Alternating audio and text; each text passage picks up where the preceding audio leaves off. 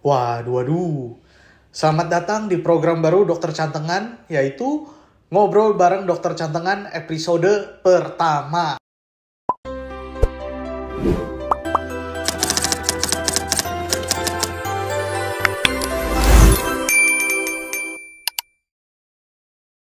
Karena banyak banget komen yang masuk ke akun medsos Dokter Cantengan, kita nggak sempet jawabin satu-satu. Jadi kita akan bikin program khusus untuk menjawab pertanyaan-pertanyaan menarik yang ada di akun Dokter Cantengan. Nah, tanpa panjang lebar lagi, silakan sutradara. Pertanyaan pertama dari akun NASA. Kukuku cantengan, terus pas di perusahaan ada insiden yang buat kukunya kecabut, tapi pas tumbuh tetap cantengan. Oke, jadi sebenarnya kita udah sempet bahas ini di TikTok ya, tapi karena di YouTube belum pernah, kita akan bahas sekali lagi. Intinya adalah, teman-teman kalau misalnya kukunya itu dicabut total atau mengalami kecelakaan sehingga kukunya itu lepas total, maka biar nggak kumat lagi, ada hal yang teman-teman harus lakukan. Namanya itu adalah Rule of 6. Jadi ada 3 hal yang tidak boleh kita lakukan selama 6 bulan. Nomor 1, nggak boleh gunting kuku. Nomor 2, nggak boleh direndam atau berenang.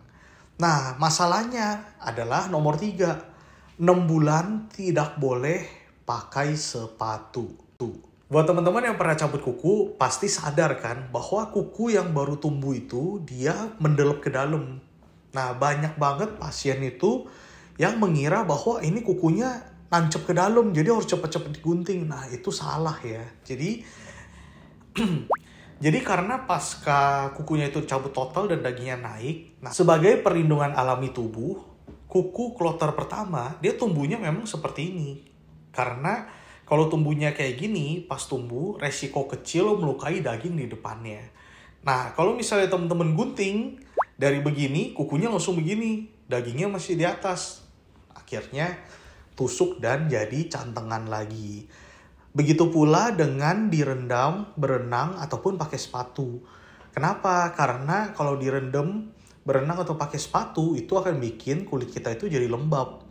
Saat kulit kita itu lembab, dia menjadi tipis. Akhirnya, walaupun kukunya udah nunduk ke bawah, pas dorong, dia tetap akan beresiko jebolin kulitnya. Spesifik untuk pemakaian sepatu, selain sepatu itu bikin kaki kita lembab, banyak banget pasien di dokter cantengan itu pemilihan sepatu dan ukuran sepatunya itu salah, sehingga menambah tekanan berlebih pada kaki pasien.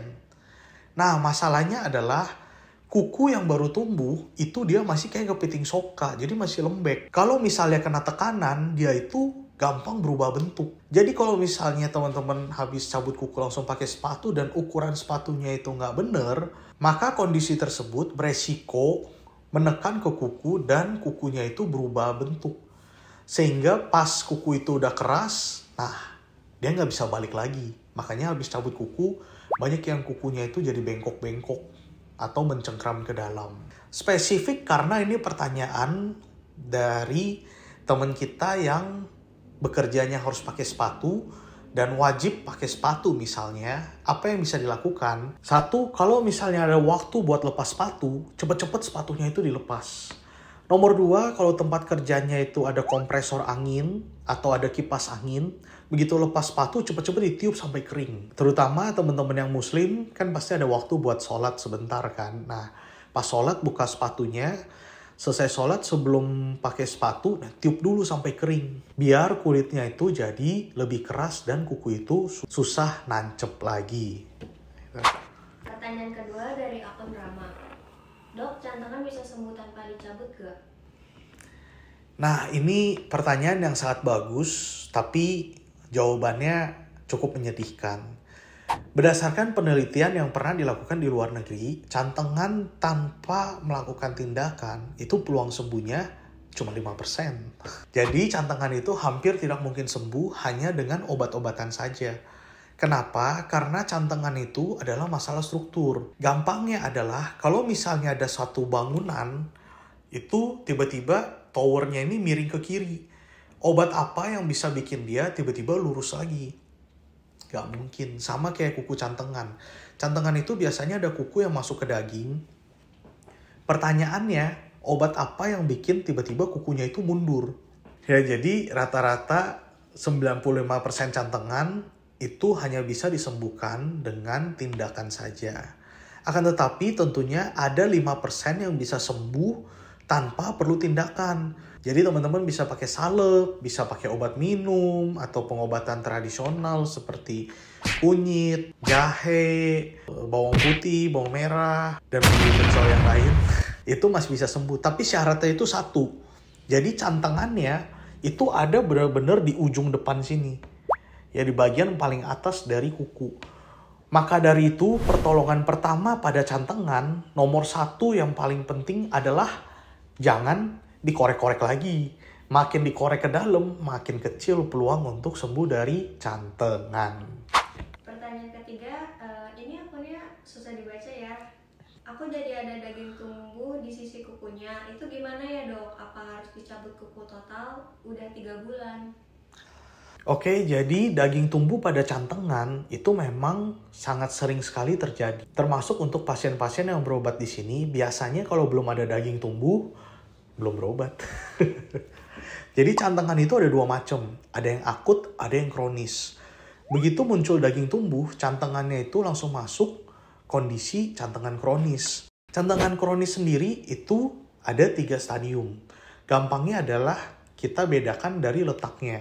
Jadi kuku itu kita bagi 3, di sepertiga atas itu stadium 1, kalau udah di tengah berarti stadium 2, dan nempel di belakang stadium 3.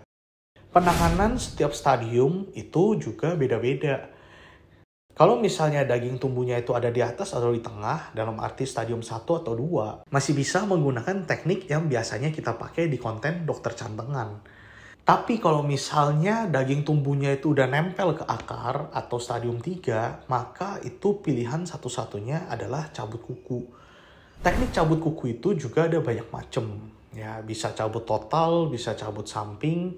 Tapi yang paling bagus untuk kondisi stadium 3 adalah dicabut dan akarnya itu dimatiin.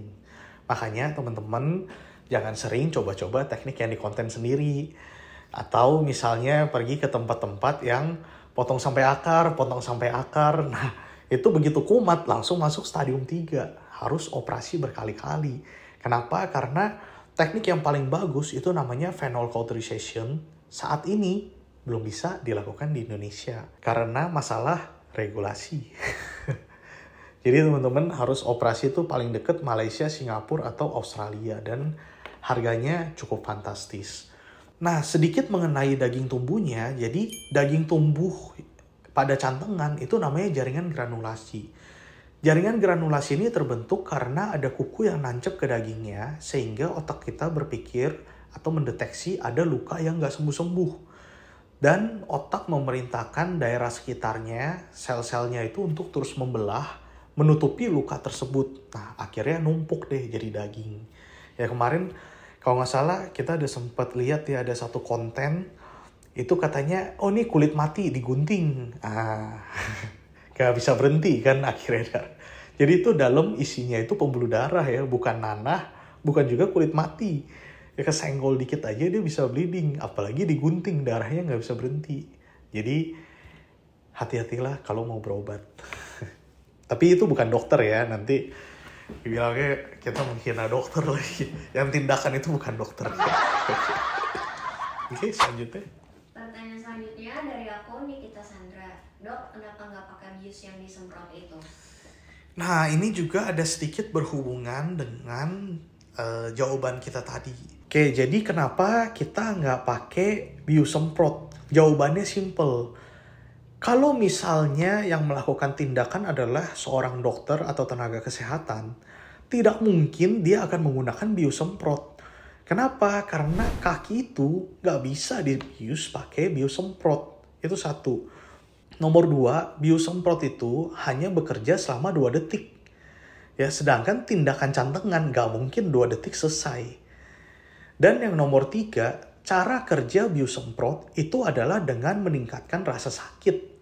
Nah pertanyaannya, loh kok meningkatkan rasa sakit malah termasuk dalam golongan obat bius? Nah di dunia kedokteran, obat bius semprot itu biasanya kita pakai sebelum suntik pasien. Jadi kalau misalnya kita mau suntik pasien, kita semprot dulu, kan rasanya dingin sehingga ada frostbite dan rasa sakitnya naik.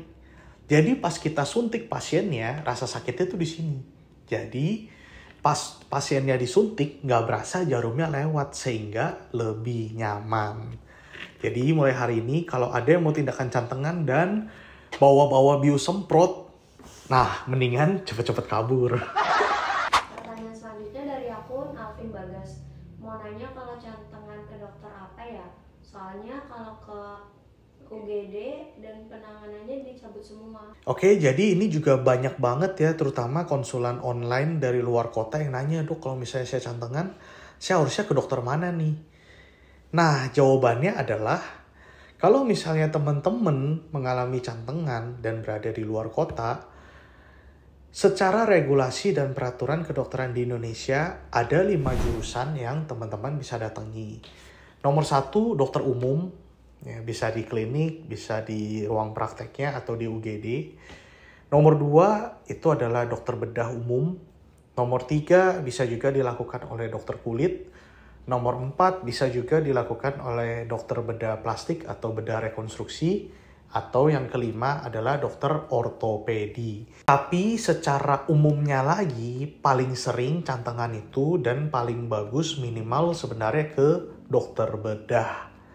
Kalau di luar negeri, beda lagi. Di luar negeri itu ada jurusan namanya podiatris. Jadi, kalau misalnya masalahnya ankle ke bawah, biasanya lebih disarankan ke podiatris. Sayangnya, podiatris saat ini belum ada di Indonesia.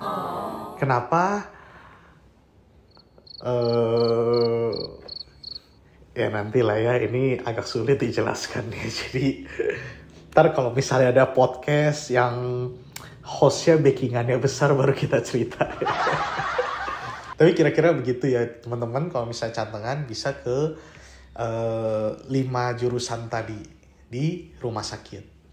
Nah itu dia tadi jawaban dari beberapa pertanyaan yang menarik yang kita temukan di sosial media kita. Buat teman-teman yang masih ada pertanyaan, bisa langsung komen di TikTok atau di IG atau di YouTube Dokter Cantengan. Semua pertanyaan unik nantinya akan kita jawab melalui program ini. See you guys.